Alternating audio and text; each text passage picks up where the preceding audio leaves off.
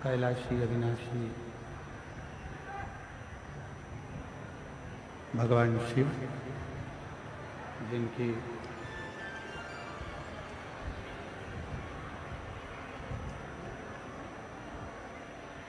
पुनीत पावन पवित्र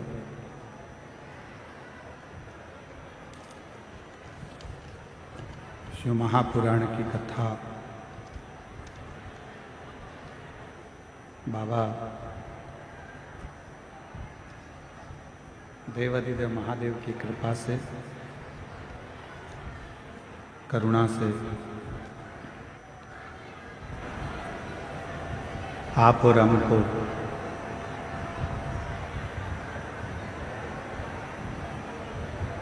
बाबा वैद्यनाथ जी की पवित्र धरा, पवित्र भूमि देवघर में श्रवण करने का सौभाग्य प्राप्त हुआ है।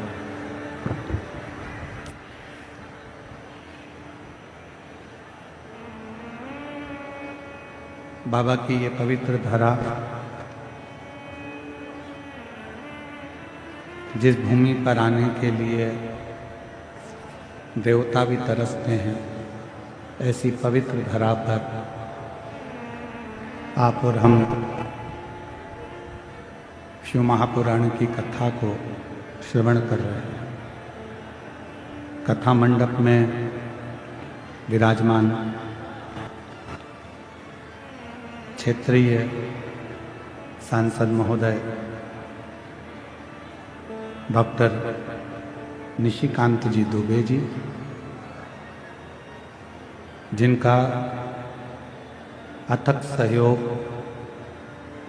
इस पवित्र पावन शिव महापुराण की कथा में प्राप्त हुआ है। आप दिल्ली थे, पर बाबा देवघर की इस कथा में कथा को श्रवण करने के लिए देवघर की भूमि पर आप आज ही इस पवित्र कथा में आए। एक बार जोरदार ताली बजाकर उनका स्वागत, वंदन, अभिनंदन।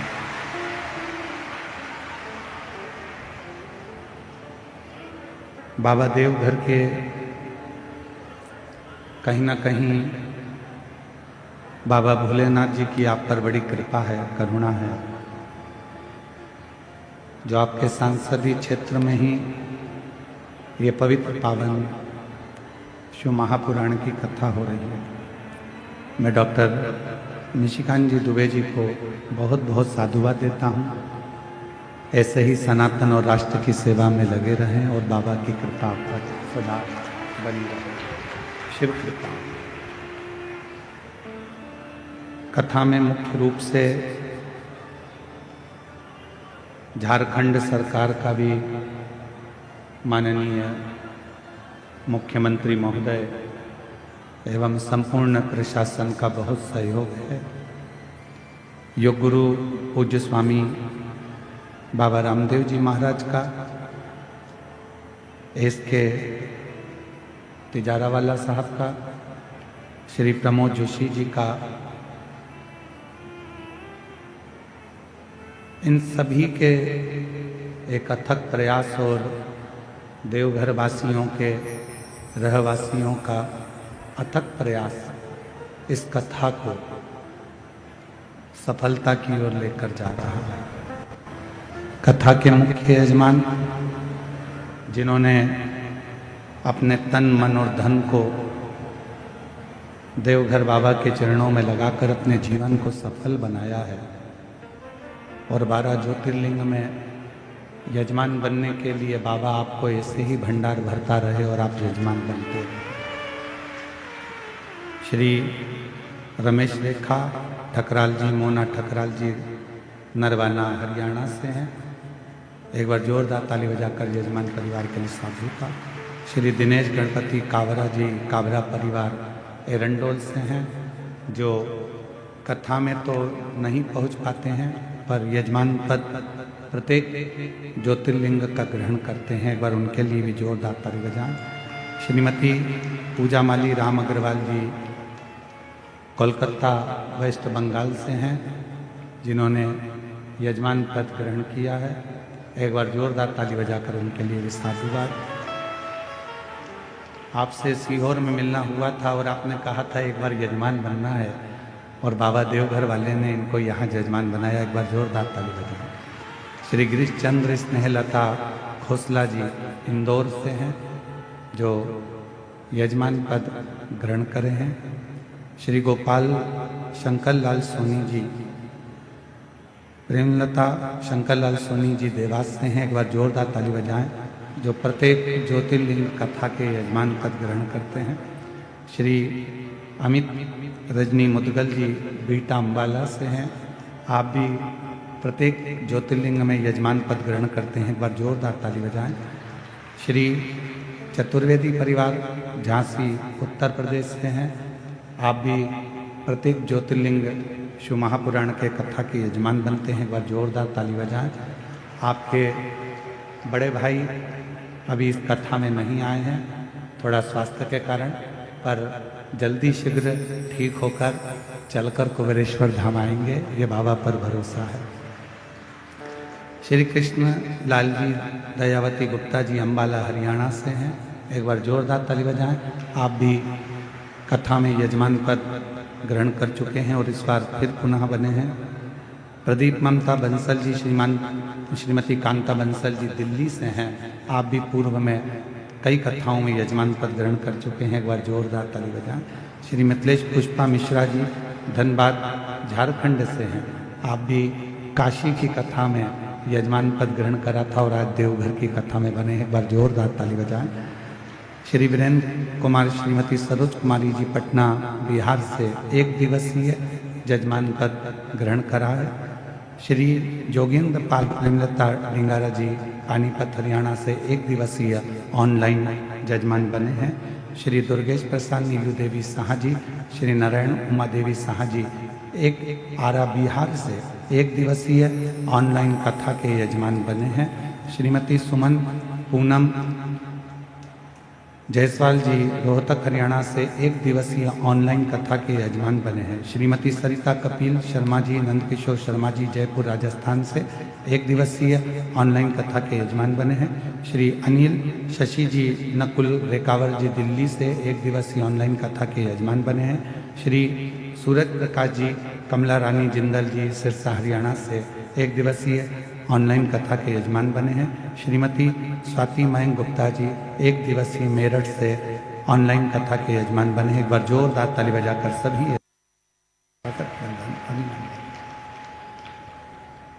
देवघर की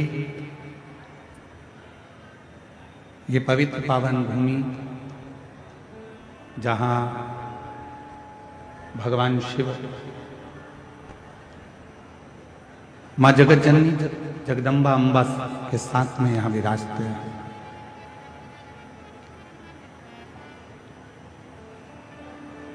बारह ज्योतिर्लिंग में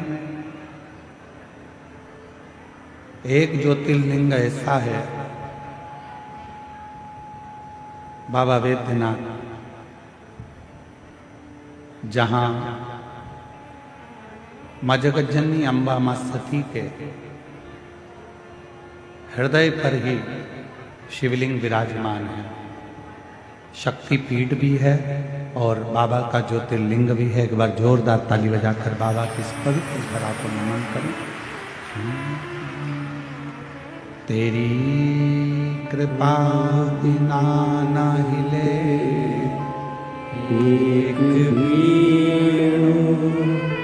लेते हैं श्वास तेरी कृपा से तनु तनु बखान क्या करूं मैं राखों के डेरे का, चपटी बबूत में खजाना कुबेर का, गंगा मुक्ति द्वार ओंकार तू, भोले ओमकार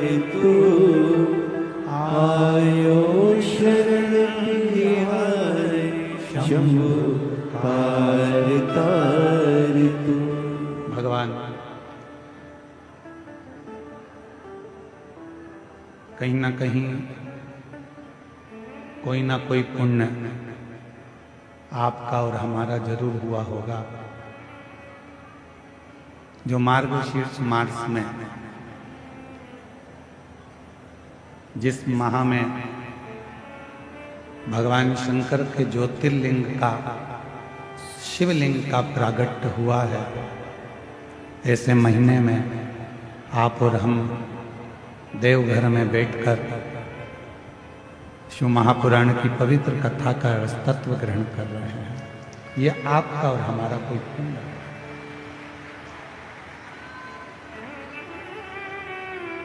एक मानव का शरीर, मनुष्य की देह मिल जाए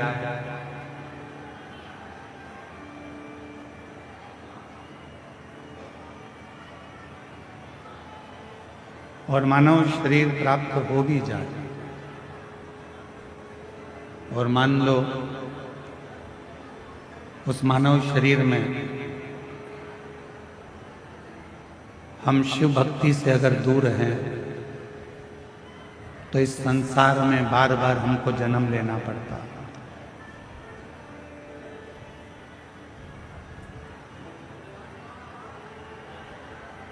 बार बार हमको जन्म लेना पड़ता है। पुनरपि जननम पुनरपि मरणम के इस प्रपंच में हमें पढ़ना पड़ता है। मृत्यु सागर में यदि मानव देह का जन्म मिला है, मनुष्य शरीर मिला है और मानव शरीर यदि प्राप्त हुआ है और उस मानव शरीर में यदि भगवान शिव की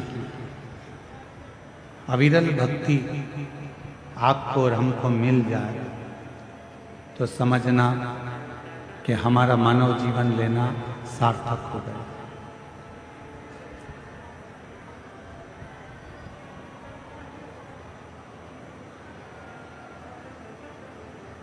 पूरी दुनिया का, पूरे संसार का, पूरी दुनिया का लोग, पूरी दुनिया का भक्त, पूरे संसार का भक्त इस पवित्र पावन देवघर की भूमि पर जल चढ़ाने के लिए आते हैं।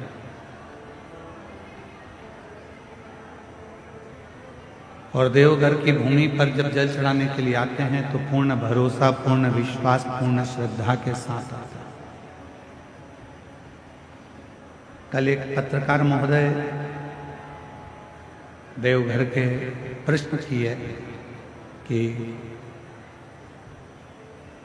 सुल्तानगंज से जल भरकर लोग देवघर तक आते हैं और लाखों लाखों भक्त रोज शिव जी को जल चढ़ाते हैं। आप उनको किस दृष्टि से देखते हैं?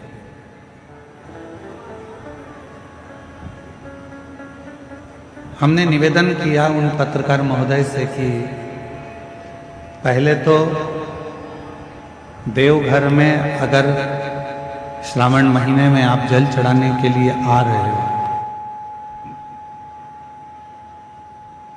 श्रावण के महीने में अगर आप देवघर में जल चढ़ा रहे हो, श्रावण के महीने में आप कावड़ भर रहे हो, तो इतना ध्यान जरूर रखें कि संसार के मनुष्य में दम नहीं है कि वो 100-150 किलोमीटर दूर से गंगा जल भरकर भगवान शंकर को चढ़ाने के लिए आ जाए। ये उसकी सामर्थ्यता नहीं, ये वो नहीं चढ़ा सकता। हमको लगता है कि मनुष्य जल चढ़ाने के लिए आया है, पर जब वो गंगा का जल अपने कंधे पर रखकर बोल बम बोलते हुए जब चलता है तो वो मनुष्य नहीं रहता, 33 कोटि देवता स्वयं गंगा का जल लेकर बाबा को चढ़ाने के लिए।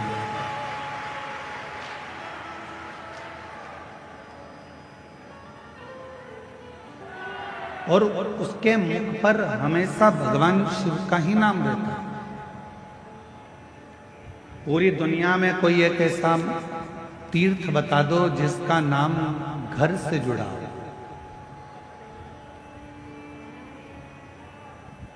पूरी दुनिया में ऐसा कोई तीर्थ नहीं है जिसका नाम घर से जुड़ा हो। केवल एक तीर्थ है, वो देवघर है, जो घर से जुड़ा हुआ है।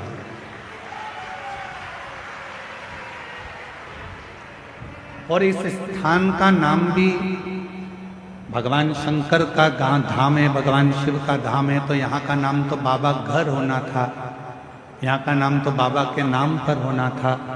पर यहाँ का नाम क्या है? बाबा घर नहीं है। यहाँ क्या नाम है? जम के बोलो, देवघर। देवघर मतलब 33 कोटि देवताओं का यदि कोई घर है तो वो ये देवघर है, बाबा का स्थान। ये देवघर की पवित्र धरा।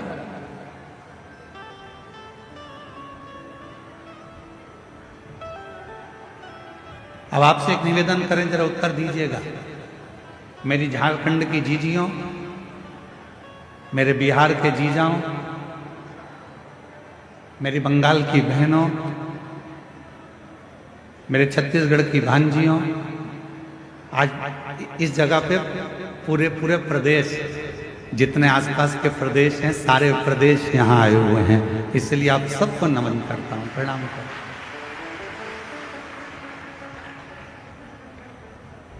घर किसको कहते हैं?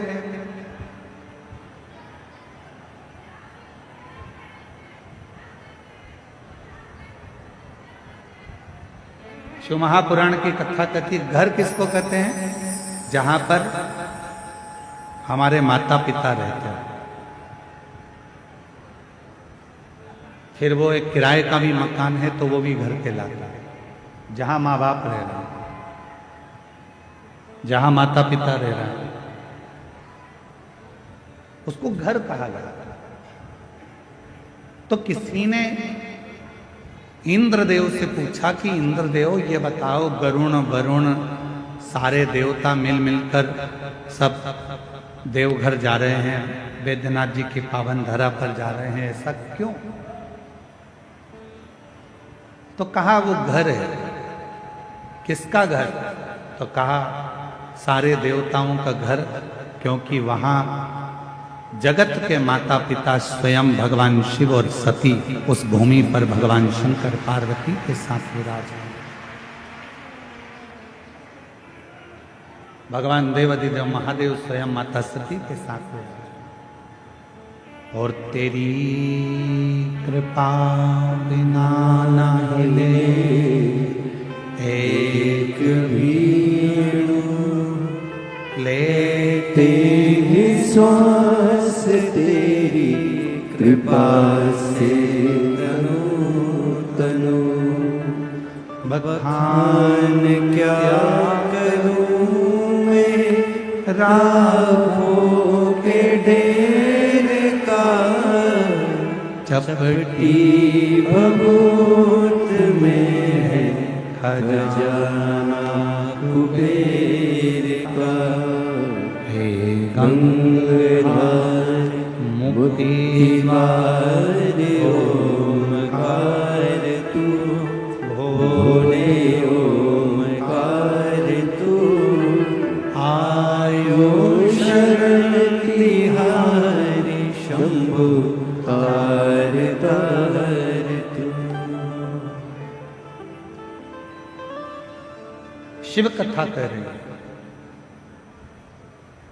जिस पवित्र धरा पर स्वयं देवता भी आने को तरसते हो, ऐसी धरा पर आप और हम बैठकर शिव महापुराण की कथा का लाभ ले रहे हैं। और ये कथा कोई साधारण नहीं है।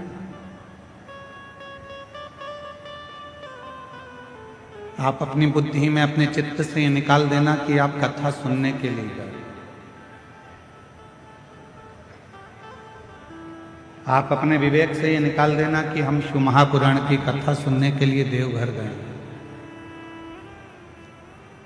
आप अपने विवेक में ये रखना कि हम देवघर में कथा सुनने के लिए नहीं, हम देवघर में अपने पिता से अपने मन की बात करने के लिए इस भूमि पर आ रहे हैं।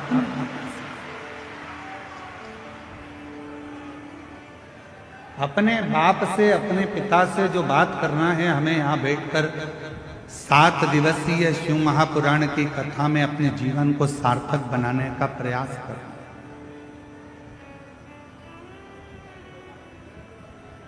और इन 7 दिन में हम बाबा से अपने मन की बात कैसे कह सकते हैं और अपना दिल की बात बाबा से कहकर अपनी झोली कैसे भर सकते हैं, यह आपको सीखना। पड़ोसी शोर मचाएगा, पड़ोसन कुछ बोलेगी, पीछे खड़ा हुआ व्यक्ति कुछ बोलेगा, उस समय पर उसके पांव पड़कर कहना मुझे कथा सुन लेने दो, बहुत दूर से आई हूँ बाबा के धाम में कथा सुनने के लिए। 3 घंटे की कथा में से आधा घंटा आशीष जी ले लेते हैं, 2.5 घंटा मिलता है। उस 2.5 घंटे में मुझे मेरे बाबा से बहुत कुछ कहना है और मेरे बाबा की बहुत कुछ सुनना है, जिससे 3 महीने के अंदर मेरा बाबा मेरा दुख काट देगा और फिर मेरा मन आनंद, ये कहना है। और यहाँ कथा केवल शिव की नहीं होगी, यहाँ कथा केवल भगवान शंकर की नहीं होगी, यहाँ कथा माता सती की भी, शिव की भी और माँ गंगा की भी, तीनों का क्रम इस कथा में चला।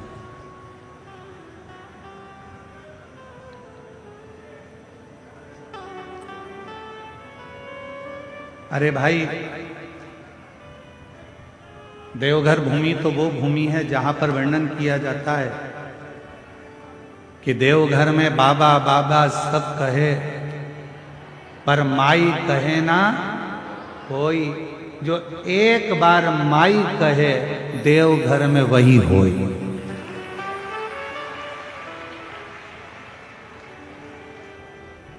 सारे ज्योतिर्लिंगों का दर्शन करिएगा, वहां पर जब पूजन होती है तो सीधे शंकर जी के ऊपर जल चढ़ाया जाता है, शिव जी के ऊपर बेलपत्र चढ़ाई जाती है, शिव जी के ऊपर दूध चढ़ाया जाता है, शिव जी के ऊपर पंचामृत चढ़ाया जाता है, शिव जी के ऊपर दही, शहद, घृत, शक्कर सब शिव जी पे चढ़ाई जाती है। केवल बाबा देवघर की भूमि ऐसी है कि शंकर जी पे चढ़ने से पहले जो जलाधारी है, जहाँ माँ सती विराजमान है, सती माता का हृदय विराजमान है, उस जगह पर पहले चढ़ाया जाता है, उसके बाद बाबा देवाधिदेव महादेव को चढ़ाया जाता है, फिर शिव जी को चढ़ाया।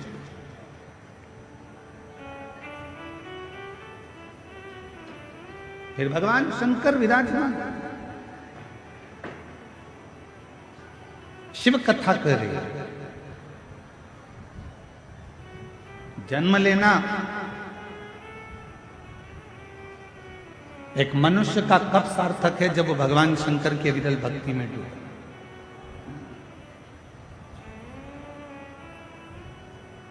देवराज नाम का ब्राह्मण के घर में जन्म जरूर ले लिया, पर ब्राह्मण कर्म से दूर रह गए।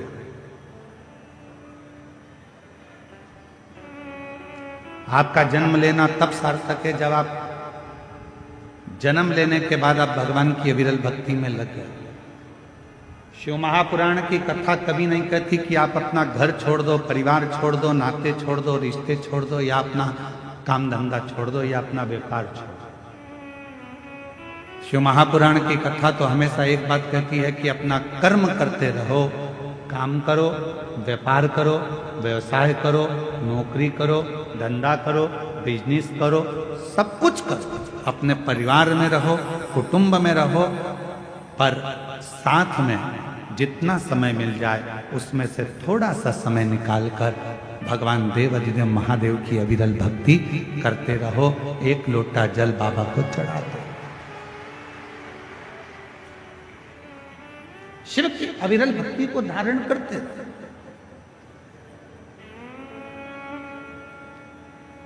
बाबा देवाधिदेव महादेव की अविरल भक्ति को धारण करते।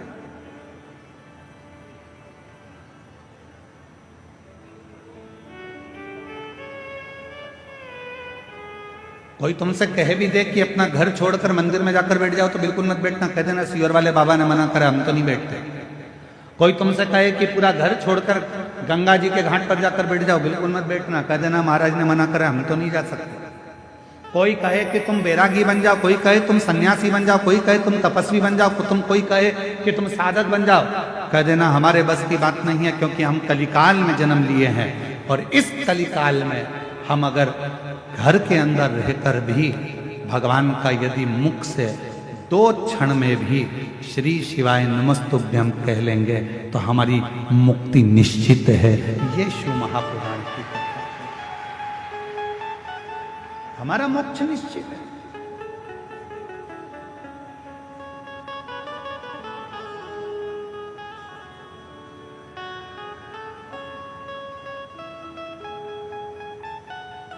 एक सोशल मीडिया पर,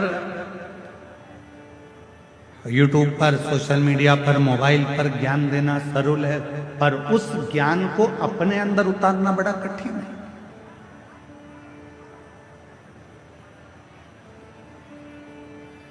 स्वयं की जिंदगी में उतारना बड़ा कठिन है।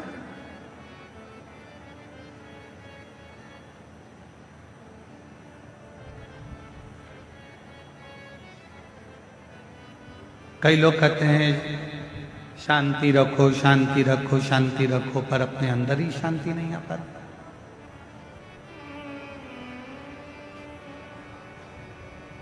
अब यहाँ इतने कथा सुनने के लिए मेरी जीजियां, मेरे जीजा, मेरी बेटियां, बेटा, मेरी माताएं, मेरे बुजुर्ग माता पिता इस पवित्र कथा में आए हैं।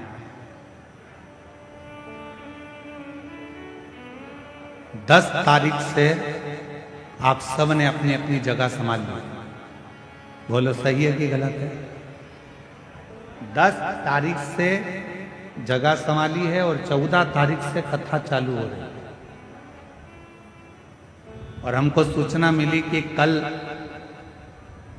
13 तारीख को रात्रि को 11 बजे ये पूरे पंडाल फुल हो चुके थे और लोग रोडों पर बैठना प्रारंभ कर दिए। देखा नहीं? किसके लिए आए हो? सीहोर वाले महाराज के लिए नहीं।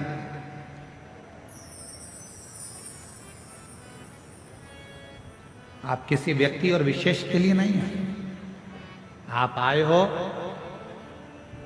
शंकर भगवान को अपने मन की बात कहने के लिए और शिव जी का वर प्राप्त करने के लिए। सीहोर वाला महाराज आपको कुछ नहीं देगा। आप गलतफहमी में मत रहना कि सीहोर वाला महाराज आपको कुछ दे देगा, कुछ नहीं। हमारी सामर्थ्यता नहीं है कि हम दे सकें, पर मेरे देवघर वाले बाबा की इतनी सामर्थ्यता है कि दुनिया का सारा सुख आपको दे सके।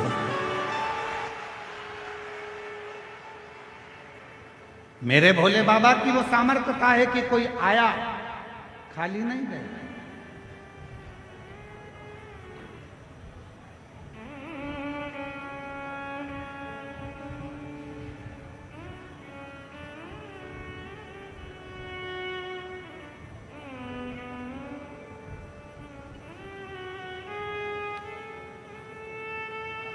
मैं सांसद महोदय जी से एक बात कहूँगा, डॉक्टर निशिकांत जी दुबे जी से।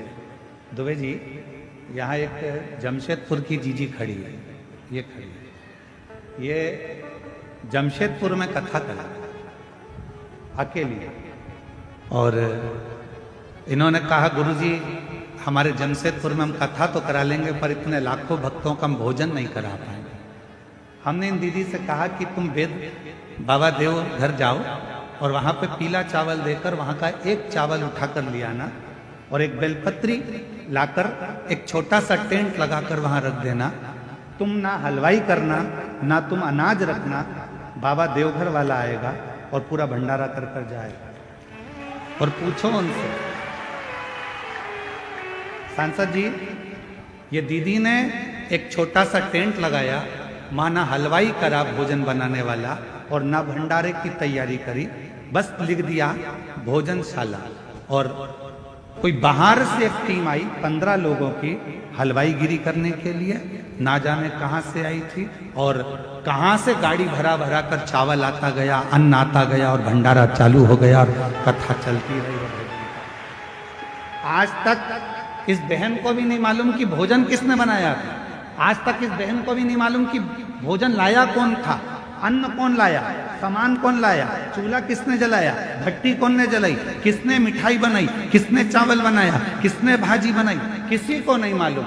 अब ये बहन एक दिन सीओर आकर बोली कि गुरुजी वहां भोजन बनाने के लिए क्या आपकी टीम आई थी? हमने कहा नहीं, हमारा बाबा आया था और वो बनाकर गया और सब ने।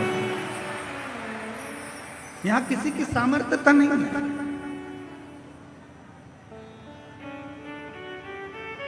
करता वही है, आप और हम तो केवल एक निमित्त मात्र हैं। और ये हमारी और आपकी केवल एक निमित्तता है। आज हमारे सांसद जी जब आए तो उन्होंने एक ही बात की, गुरुजी हम बाबा की आज्ञा से, देवघर वाले बाबा की आज्ञा से कथा सुनने के लिए एक दिन के लिए हम यहाँ पहुंचे। और अभी आपने माइक पे भी कहा कि 7 दिन कथा चलेगी, मैं कहीं पर भी रहूंगा पर कथा वहां पर रहकर सुनूंगा। अर्थात आप वहां पर रहकर कथा नहीं, हमारे देवघर वाले बाबा आपके साथ रहकर शिव महापुराण की कथा को श्रवण करें। शिव तत्व शंकर की ओघड़दानी की कृपा, ये पुण्यता अपने जीवन। और मेरी झारखंड की दीदियों, मेरे बिहार की जीजियों, मेरे आसपास के सभी जीजा जीजियों, मेरी बेटियों, मेरी माताओं, मेरे बुजुर्ग माता पिता, याद रखना शंकर भगवान को जरूर आपने 2-2 लोटा जल चढ़ाया होगा, इसलिए शिव महापुराण की कथा यहां पहुंच गई है। ये पुण्य ही आपका। और यजमान परिवारों, तुम्हारे 4 लोटा जल दोनों हाथों से चढ़ाया है, इसलिए बाबा ने यह कृपा कर। और मैंने तेरे ही भरोसे बाबा, तेरे ही भरोसे हवा विच उड़ती जावागी बाबा, डोर तो छड़ीना में कटनी जावागी। भोले मैं तेरी पतंग, शंभो मैं तेरी पतंग, हवा बिच उड़ती जावागी बाबा, डोर तो छड़ीना में कटी जावागी। इस कथा के सुंदर आनंद में अपने मन को, चित्त को हृदय से लगाने का प्रयास करें। देवराज नाम का ब्राह्मण, ब्राह्मण कुल में जन्म लेकर भी ब्राह्मण कर्म नहीं करता।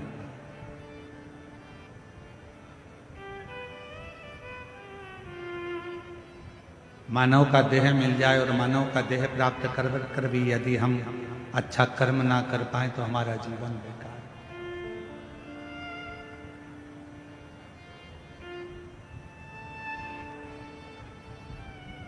प्राप्त तो हो गया मानव का शरीर, पर वो शरीर तो मिल गया, पर वो शरीर का सदुपयोग तो करें।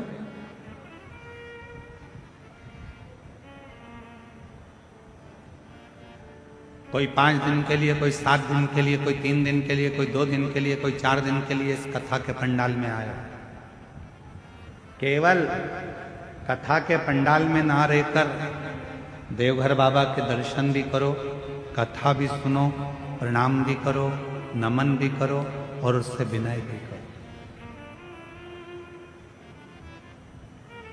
सेवा करने का मौका मिल जाए तो सेवा भी करो।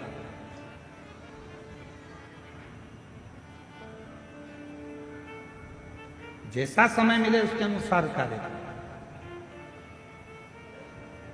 क्या देगा बाबा, कितना देगा बाबा, ये उसके ऊपर निर्भर करता है। किसी के यहां काम करते हो तो वो कुछ दे ना दे, पर कुछ ना कुछ कचौड़ी दे देगा, समोसा दे देगा, पानी दे देगा, कुछ ना कुछ देता है। उसी तरह कोई कोई तनख्वाह भी देता है। और देवघर में आए हो और अगर आप इस कथा के पंडाल में या आए हुए शिव भक्तों की सेवा करते हो तो मेरा बाबा तुमको भी कुछ ना कुछ तनख्वाह में देगा जरूर, खाली नहीं देगा। देख, देवराज ब्राह्मण अपने परिवार का भरण पोषण करता है, वहां तक तो ठीक है कि उसके परिवार में सब कुछ है, पत्नी भी है, बच्चे भी हैं, माता पिता भी, सब कुछ देवराज नाम के ब्राह्मण के घर में सब कुछ।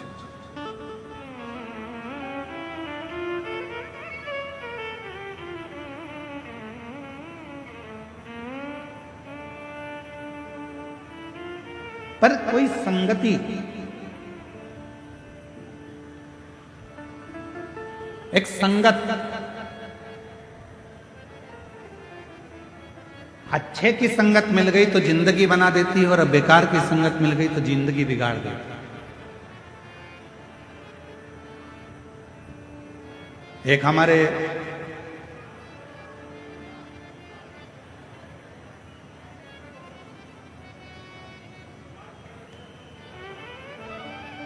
भगवान शिव की एक परम रसमय आनंदमय एक चरित्र आता है।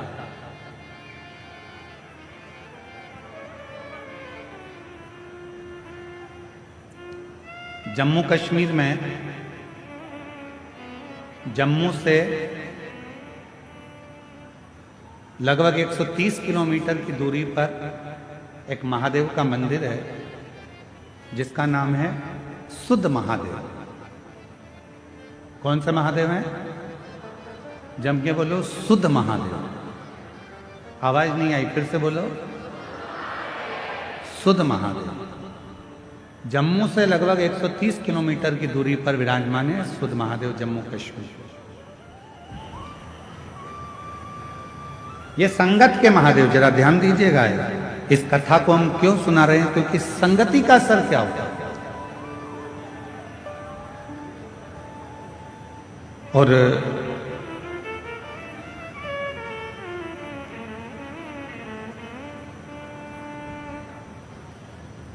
जिस जगह पर यह सुध महादेव विराजमान है, इसी भूमि पर मां पार्वती जी भगवान शंकर को पति बनाने के लिए बाल्यावस्था में तप करते। अम्मा जगत जननी अम्बा जगदम्बा की तपस्या वहां चलती रहती है।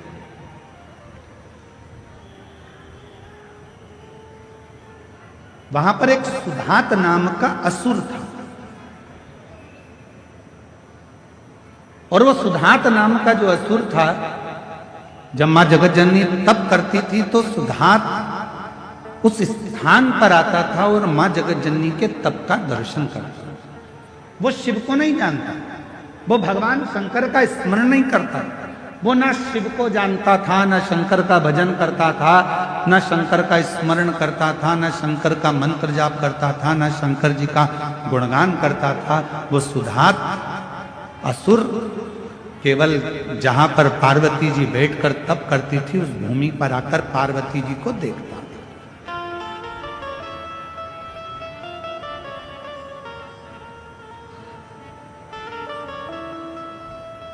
मां जगत जननी अपनी बाल्यावस्था में शिव भक्ति में लगी, भगवान शंकर की अविरल भक्ति धारण कर रहे हैं।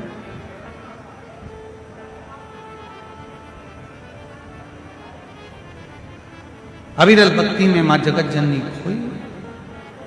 अब सुधात ने एक बार विचार करा, सुधात असुर ने विचार करा कि ये है कौन।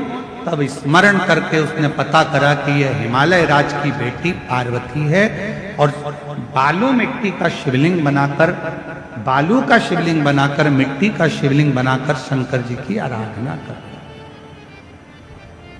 शिव की आराधना, भगवान शंकर की अविरल भक्ति को धारण कर।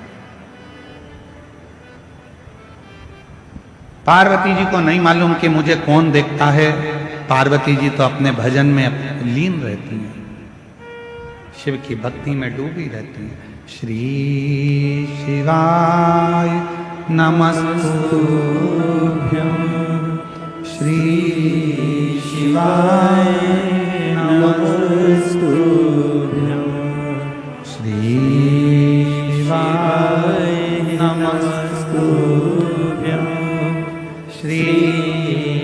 शिवाय नमस्तुभ्यं। पार्वती जी अपनी अलमस्ती में भगवान की आराधना कर, उन्हें नहीं मालूम। जो कथा सुनने के लिए आता है वो ये नहीं देखता कि मैं आगे बैठा हूं कि पीछे बैठा हूं कि राइट में बैठा हूं कि लेफ्ट में बैठा हूं। उसका तो एक ही तत्व है कि कहीं पर बस माइक की आवाज आ जाए, कहीं पर भी बैठकर मैं कथा सुनूंगा, मेरे कानों में अगर ये शिव महापुराण की कथा अंदर चली गई और जिस जमीन पर बैठकर मैं कथा सुनूंगा, जब आरती हो जाएगी, आरती होने के बाद जब मैं उठूंगा, उस जमीन की रज को, मिट्टी को जब मैं अपने मस्तक से या मेरे शरीर में जो दुख है, तकलीफ है, वहां लगाऊंगा, तो वो सोच कर जाता है कि मेरा दुख समय पर समाप्त तो होगा ही, ये निश्चित है।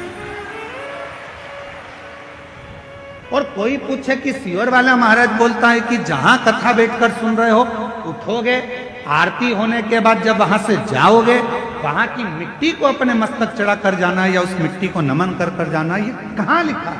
तो इस सुधात असुर की कथा में, मां जगत जननी की कथा में, सुत महादेव की कथा में इसका वर्णन आता है। स्कंद पुराण में भी इसका वर्णन,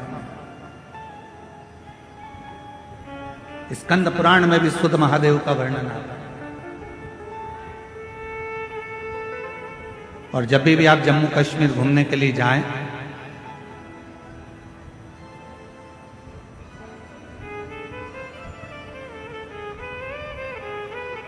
तो सुध महादेव का दर्शन करने जरूर जाएं। जम्मू से 130 किलोमीटर की दूरी सुध महादेव।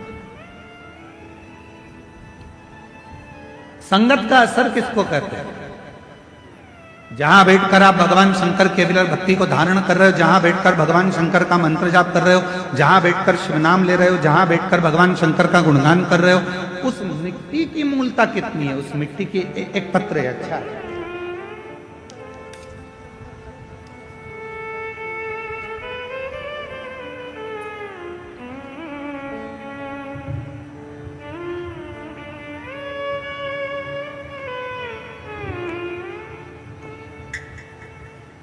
मैं करुणा सिंह, पति संतोष कुमार सिंह, मेरा घर कल्याणपुर रोड, मंगेर का निवासी हूं।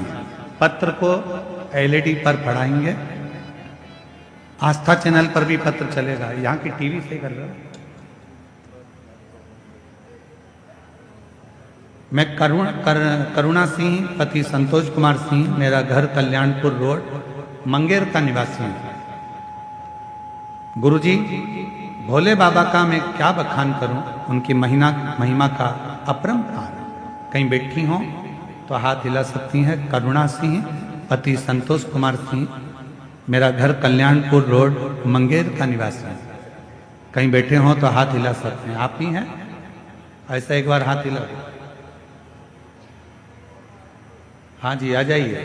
एक बेलपत्र ले जाना, आ जाओ। धीरे धीरे आइए साइड से। भोले बाबा की महिमा का मैं क्या गुणगान करूं गुरुदेव? किसी के कहने पर टीवी के पास बैठकर 5 साल से शिव पुराण की कथा सुन रही हूं और 2 कथा पंडाल में जाकर सुनी। एक खगड़िया, दूसरा मधेपुरा के पंडाल में कथा सुनी। गुरुदेव, बाबा से केवल एक ही चीज के लिए जाती थी कि मेरी बेटी बहुत मेहनत कर रही है, उसका गवर्नमेंट जॉब लग जाए। जितने जितने महाराजों को पत्रिका दिखाई, सबने मना कर दिया था कि इसकी सरकारी नौकरी नहीं लगेगी, इसके भाग्य में नौकरी नहीं है। तब मैंने कथा के 5 कथा जब टीवी पर सुनी तो ऐसा सुना कि पंडाल में बैठकर जो मांगा जाता है बाबा उसको देता है। तो मैंने भी विचार करा कि कथा के पंडाल में बेटी के साथ बैठकर कथा सुनूंगी और वहां की मिट्टी को सिर चढ़ाकर विनय करूंगी। और बेटी और हम कथा के पंडाल में बैठकर निवेदन करें। आपने कथा में कहा तक कि अपनी मेहनत को 4 गुना बढ़ाओ, इतना परिश्रम करो कि रात दिन एक कर दो और फिर आखिरी में शहद बेलपत्र लगाकर शिव को चढ़ाकर चले जाओ। बाबा लाज जरूर रखता है और वही हुआ। आज बाबा की कृपा से पंडाल में कथा सुनने का फल क्या मिलता है आज मेरी बेटी का बिहार पुलिस में सिलेक्शन हो गया। मैं बाबा को यहाँ नमन करने के लिए आया। 9 मई 2025 की मेरिट लिस्ट में बाबा ने निकाला, मेरी बेटी का मैं फोटो भी लगा रही हूँ साथ में। शिव की कृपा किसको करे, शंकर की उदारता किसको करे, शिव तत्व किसको करे। और जो जैसी भावना लाया वो ऐसा ही फल पाया, नहीं खाली उसे लौटाया, वो मन ही मन हर्षाया। और कर दिया माला काशी वाले ने लुटा दिया भंडार, काशी वाले ने। आप जिस भावना से जो इच्छा रख कर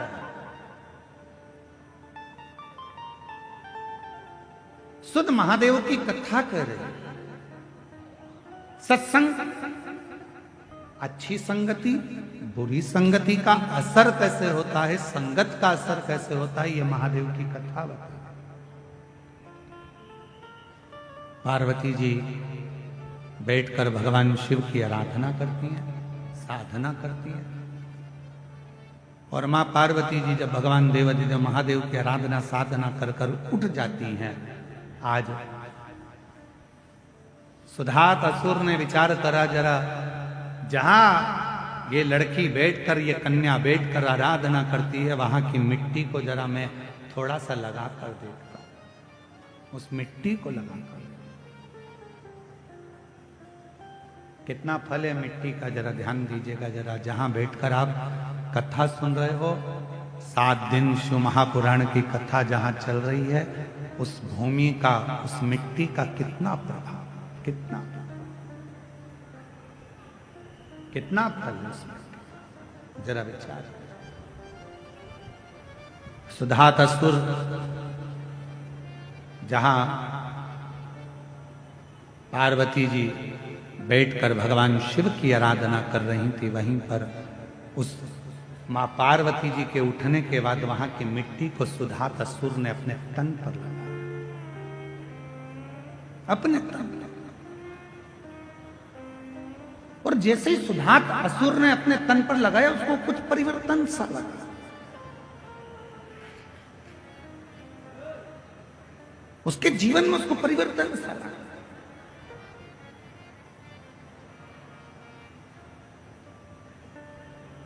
क्या मिलेगा, कैसे मिलेगा, क्या प्राप्त होगा, कब प्राप्त होगा और कैसे प्राप्त होगा, ये शिव जानता है। सुधात असुर ने नियम बना लिया कि अब ये कन्या जब तप कर कर उठेगी, साधना कर कर उठेगी, ये कन्या जब भगवान शंकर का पार्थिव पूजन कर कर उठेगी, तो वहां की मिट्टी को मैं जहां बैठूंगा वहां रखूंगा, जहां सोऊंगा वहां रखूंगा। और उस मिट्टी का संग उसके जीवन में होने लगा। उस मिट्टी का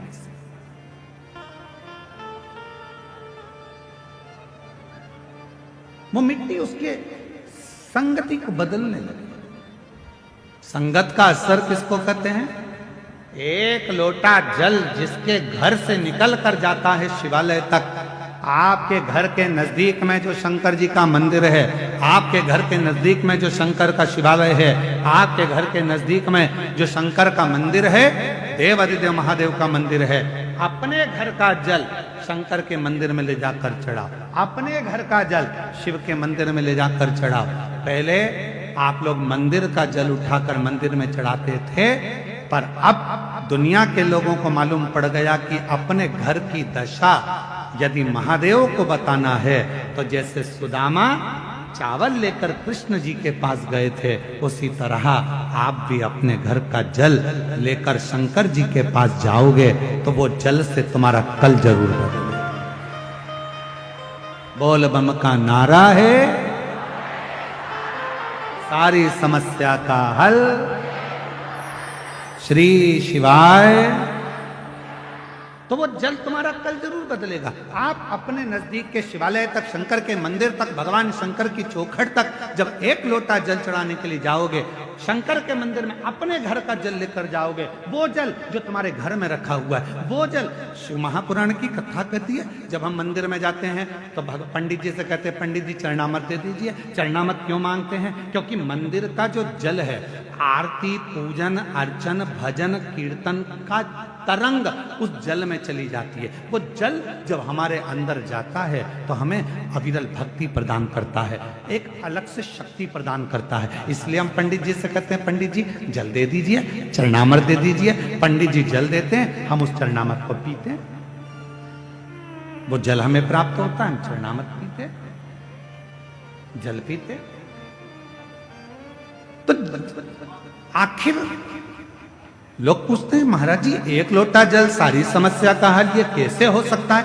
उसका एक कारण है, मंदिर में रखे हुए जल को जब ब्राह्मण देवता पंडित जी हमारे हाथ में चरणामत जान कर देते हैं, उस जल को हम पीते हैं तो हमारी अकाल मृत्यु जैसे टलती है, अकाल मृत्यु का हरण हो जाता है। उसी तरह जब हमारे घर में मटके में, हंडे में, पानी की टंकी में जो पानी भरा रहता है, जल भरा रहता है, और हम एक लोटा जल उसमें से भर कर लेकर जाते हैं, तो दिन भर हमारे घर में जो चर्चा होती है, दिन भर हमारे घर में जो तकलीफें होती है, दिन भर हमारे भीतर जो दुख तकलीफ होती है, हमारे मन की बात हमारे घर के पानी के हंडे में, तरंगों में चली जाती है। और जब हम लोटा भरकर जल शिव को चढ़ाते हैं तो शंकर जी हमारे उस जल से समझ जाते हैं कि इसको तकलीफ कितनी है, और बाबा दुख मिटाना प्रारंभ कर देते हैं। बाबा कष्ट मिटाना प्रारंभ कर, इसको दुख कितना है, तकलीफ कितनी है, कष्ट कितना।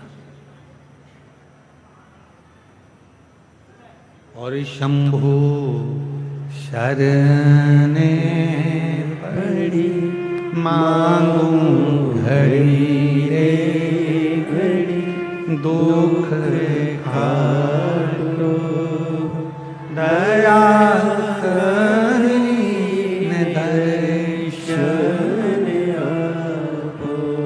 ओ शंभु शरण पड़ी, बोलो बोलो, घड़ी रे घड़ी दुख काटो दया करी दर्शन आपो। कई लोग पूछते हैं, एक लोटा जल सारी समस्या का हल, एक लोटे जल से समस्या कैसे मिट सकती है, एक लोटे जल से दुख कैसे मिट सकता है, एक लोटे जल से तकलीफ कैसे मिट सकती है? हम निवेदन करेंगे, एक लोटा जल चढ़ा कर देखिए। जब आप चढ़ाना प्रारंभ करेंगे और पूर्ण विश्वास, भरोसे के साथ देवाधिदेव महादेव को जब एक लोटा जल चढ़ाएंगे, निश्चित है जो घर में रखा जल है, उस जल में आपके विचार, आपकी सोच, आपका मन उस जल में गया होता है।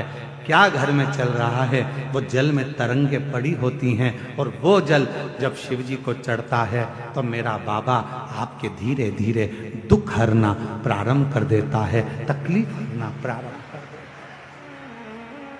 है। दुख हरता है,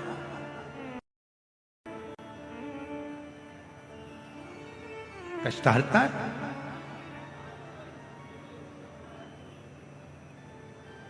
सुधात नाम का असुर, जहां पार्वती जी, जहां मां जगतजननी जगदम्बा अम्बा मां पार्वती जी जहां बैठकर तप करती थी, वहां की मिट्टी को वो अपने तन पर धारण कर, सुधात असुर। अब लोग कहते हैं मिट्टी से ऐसा हो सकता है क्या, दुख मिट सकता है क्या, तकलीफ मिट सकती है? क्यों नहीं, क्यों नहीं मिट सकता? एक असुर जो देवताओं को परेशान कर रहा है, एक असुर जो गंधर्वों को परेशान कर रहा है, एक असुर जो अप्सराओं को परेशान कर रहा है, एक असुर जो सबको कष्ट दे रहा है, और केवल मां जगतजननी के उठने के बाद उस मिट्टी को वो अपने तन पर धारण कर लेता है, तो उसकी जिंदगी में इतना बदलाव हो जाता है कि वो शंकर की भक्ति की ओर जुड़ता चले जाता, जुड़ता। कितना फल है, जिस घर में से एक लोटा जल देवाधिदेव महादेव को चढ़ाने के लिए निकलता है, घर के अंदर से एक लोटा जल निकलकर जब शंकर के मंदिर में जाता है, उसी समय पर 3 दोष उसके घर के समाप्त हो जाते हैं। पहले नंबर का, घर के अंदर से जल गया तो वास्तु दोष समाप्त हो गया। दूसरे नंबर पर, घर के रसोई घर में मटके में, हंडे में, टंकी में से जल गया तो पितृदोष शांत हो गया। और तीसरे नंबर पर, घर के अंदर से जब हम जल लेकर निकलते हैं, अपना दरवाजे से बाहर निकलते हैं शिव को जल चढ़ाने के लिए, तो काल सर्प दोष समाप्त हो जाता है। ये 3 दोष उसी क्षण समाप्त हो, ये 3 दोष उसी पल समाप्त हो जाते हैं। ये 3 दोष अपने आप उसी क्षण समाप्त हो जाते हैं। कोई तुमसे कहते कि तेरे घर में वास्तु दोष है, तुम्हारी ये बाथरूम गलत बनी है, सीढ़ियां गलत बनी है, छत गड़बड़ हो गई, सीढ़ियां गड़बड़ हो गई, ये गड़बड़ हो गया, वो गड़बड़ हो गया। लोग कह दे तुमसे कि तुम ये गड़बड़ है, वो गड़बड़ है, वो गड़बड़ है, उससे कह देना सारा गड़बड़ भले हो, पर मुझे पूर्ण भरोसा है जब एक लोटा जल लेकर मैं शंकर जी के मंदिर में जाऊंगी तो सारे दोष अपने आप मिटते चले जाएंगे।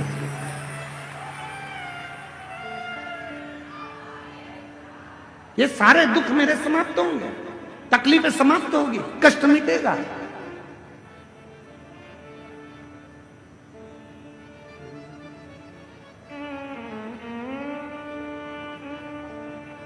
वो दुख समाप्त होगा, वो कष्ट मिटेगा, वो तकलीफ मिटेगी। जब हम जाएंगे भगवान की शरणागति में, शिव के चरणों की ओर, भगवान शंकर की आ जाओ शरणागति की ओर, तो वो दुख मिटेगा। भगवान शंकर उस कष्ट को मिटाएंगे।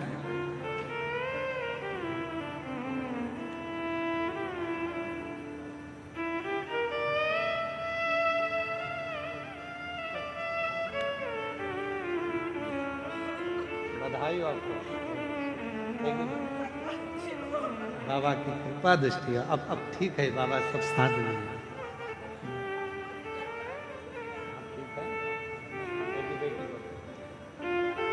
एक बार जोरदार ताली बजाओ। बेटी की सरकारी नौकरी लगी है, पति का पांव की हड्डियां चूर चूर हो गई थी, डॉक्टर ने ऑपरेशन का भी मना कर दिया था कि ये पांव कभी ठीक नहीं होगा, पर देवाधिदेव महादेव की कृपा से आज चलकर यहां तक आए हैं। एक बार जोरदार ताली बजाकर साथ। शिव तत्व शंभु क्या नहीं कर सकता।